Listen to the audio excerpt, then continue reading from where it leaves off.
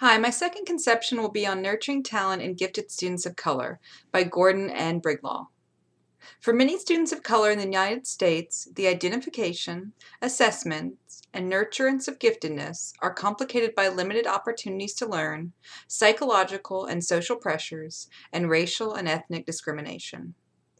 Unlike most of their European American and Asian American peers, Black and other ethnic minority gifted youth are confronted with the potential for academic failure that defies predictions based on demonstrated ability and even trumps expectations of high achievement.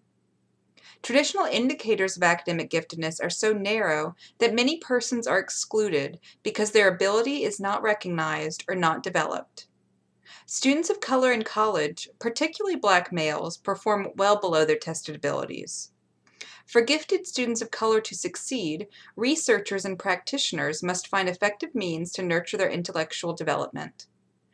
This chapter refers to nurturing academic ability in gifted students by describing the structural supports of an exemplary student academic development program, the Meyerhoff Scholars Program, MSP, at the University of Maryland, Baltimore County. The MSP, over the course of 15 years, has become one of the nation's leading producers of undergraduate students of color, particularly Black, who go on to graduate study in STEM research careers. This conceptualization is framed thusly. Traditionally, high intelligence was believed to be reflected in high scores on tests of intelligence or academic achievement.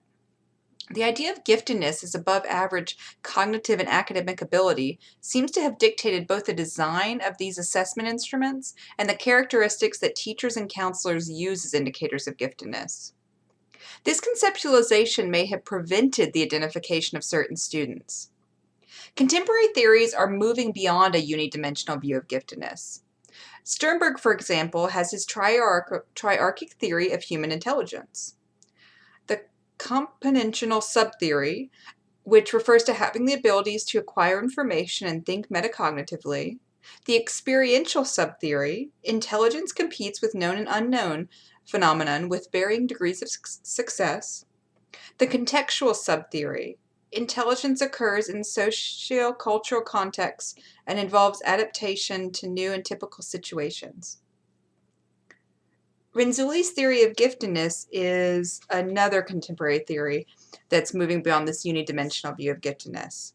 It distinguishes between schoolhouse giftedness and creative productive giftedness. Giftedness also includes the ability to develop new products from acquired knowledge and to use and apply information and thinking processes in an integrative, inductive, and real problem-oriented manner. Creative productive intelligence involves the interaction among three key qualities: above average ability, creativity, and commitment to task. Interesting in terms of MSP success, task commitment, a non-cognitive factor, is equally placed within the three-ring conception.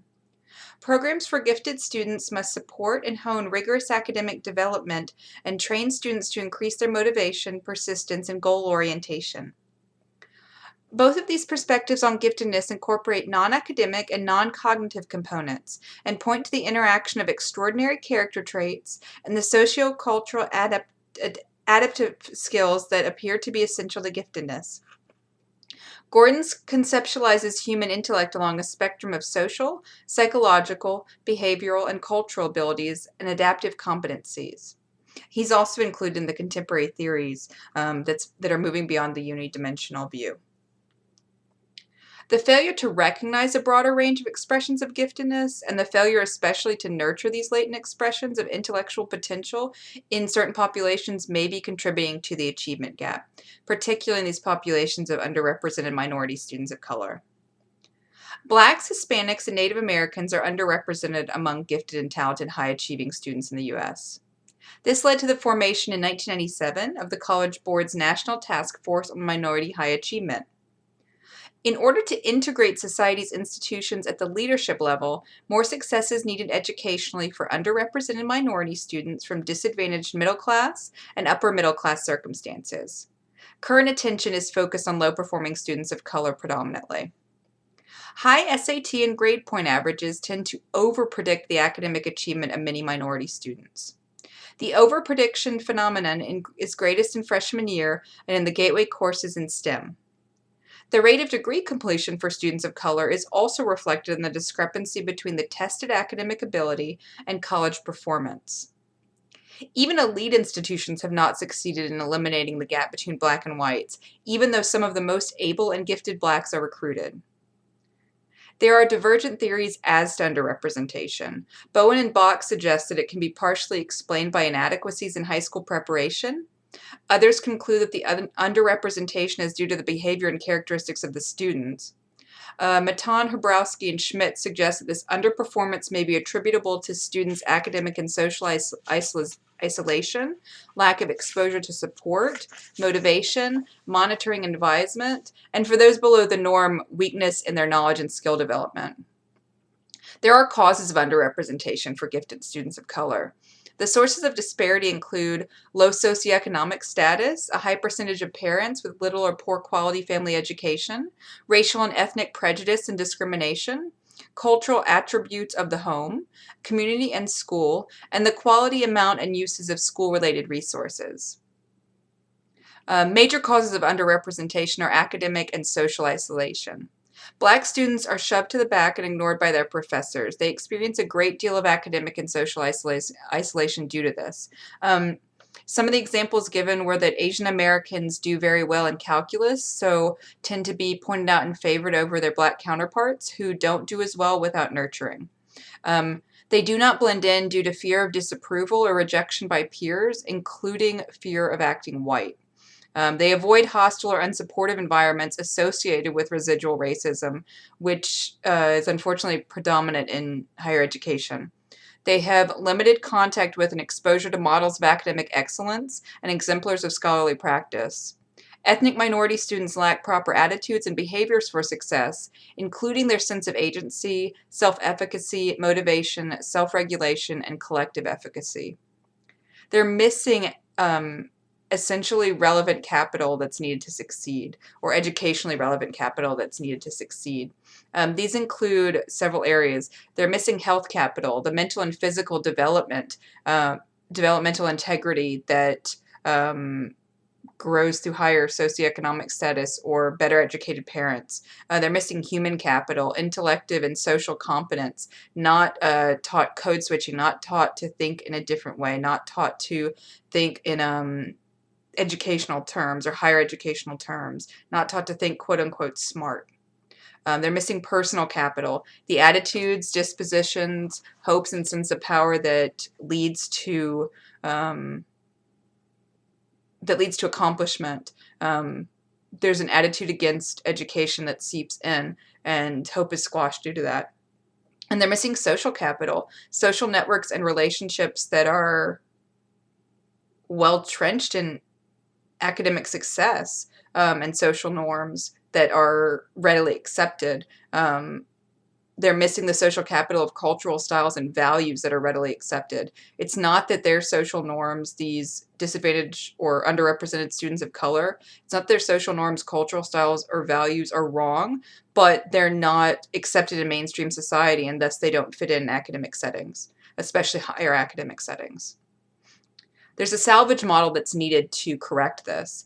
Prescriptive assistance and placements is needed, targeted knowledge and skill development to correct for specific challenges and ensure foundational mastery. These are needed. Academic, cultural, and social integration to reduce isolation and marginalization. Deliberate shaping of pro-academic attitudes and self-regulatory behavior.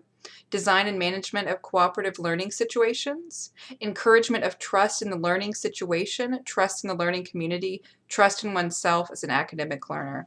All of these behaviors will lead to the salvaging of this educational population. Programs that help include the Emerging Scholars Program, the Biomedical Honor Corps at Xavier University, the Challenge Program at Georgia Institute of Technology, the Minority Access to Research Careers Program, and Spend a Summer with a Scientist at Rice University, all of which are aimed at grabbing this population's interest. The exemplar of programs, however, that helps underrepresented gifted students of color succeed is the MSP at the University of Maryland, Baltimore County. This again stands for the Meyerhoff Scholars Program. To achieve success, the Meyerhoff Scholars Program has a careful selection of students, provides merit-based scholarship, has a mandatory summer bridge program, provides peer study group and social support, recognizes the responsibility of Meyerhoff students to each other and to community service, stresses the importance of taking advice, provides meaningful and sustained interaction with faculty and mentors, stresses the importance of continued family involvement, holds forth the centrality of academic excellence and scholarship, and holds with the significance of rigorously and systematically documenting and evaluating program success. To better understand MSP, it was examined through the following: structural supports for the nurturance of giftedness, integration into a high-performance learning community, access to development-related capital, and attitudinal and motivational attributes of students. The above areas' efficaciousness are crucial to MSP's success. They provide those structural supports, they integrate that high-performance learning community, they provide access to developmental related capital, and they contribute to the positive attitudinal and motivational attributes of their students. Factoring into MSP success, we take a step back to look at relevant theories from the social sciences. Self-regulation is key to student success, particularly in struggling populations. Students must own their ability to do their best and be able to set internal goals. Students need forethought, performance control, and self-reflection in order to ensure that they succeed in their self-regulation strategies. Self-regulation learning and motivation need to be taught and instilled as students mature and rise through the educational levels. Within social cognitive theory, self-efficacy and collective efficacy are examined. Students have to internalize beliefs that they can succeed at certain levels by continuing to see success, and this is how they reach self-efficacy. This enables inactive learning, a change in behavior produced by progressively rigorous experiences and supplementary educational experience, meaning students learn by doing. Because they get harder and more rigorous tasks and they succeed at them, they see that they're successful, they internalize success, and they know their own self-efficacy.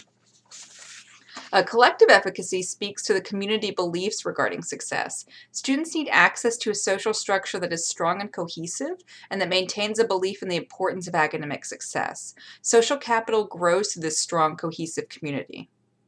Nurturing the talent and development of academic ability for gifted students of color is also something that's looked at in this article. It goes from the programmation of MSP, it filters through this relevant theories from the social scientists, and then it comes back in listing 9 developmental, not traits, but 9 developmental patterns that are used by MSP in order to garner student success. MSP has called from research literature to develop the following practices that deliberately and systematically craft a student's development academically. These 9 are: 1, creating a critical mass of academically motivated students of color, having enough students so that that community is developed. 2, requiring a pre-freshman summer bridge program so that students get a jump start and so they don't start cold. 3, making the rigor of the curriculum explicit. Don't water down the curriculum. Students need to know what they're getting into from the beginning and be coached so that they can succeed in that rigorous academic environment. 4, assigning the best faculty to teach freshman courses. Students need to be hooked in the freshman year, and they need rich academics in order to do so.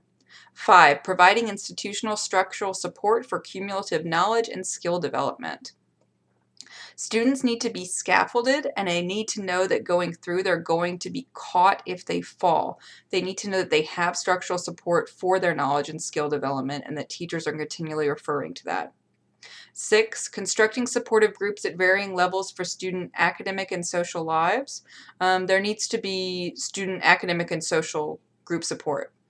Providing comprehensive financial support. It needs to be available because many students come from disadvantaged backgrounds. Providing culturally relevant experiences. Again, not whitewashing education, but teaching students that where they come from is relevant and referring to it in the classroom. And then through this process, they need comprehensive monitoring, mentoring, and advising of students throughout their undergraduate career rather than emphasizing only the freshman year. Students have a strong freshman year and then have all of their academic advisors pull back or their mentors and teachers pull back can fail very quickly because they lose their support system. We need to take into account the above mitigating factors and steps to success in order to allow minority students of color to do the following. Meaning we need to take into account those 9 steps to success in order to allow for minority students of color to do the following. We need to allow for them to become more competitive in traditional academic measures. We need to teach them how to compete successfully for admission to college. We need to help them prepare for productive careers. And we need to enable them to become research scientists and university professors.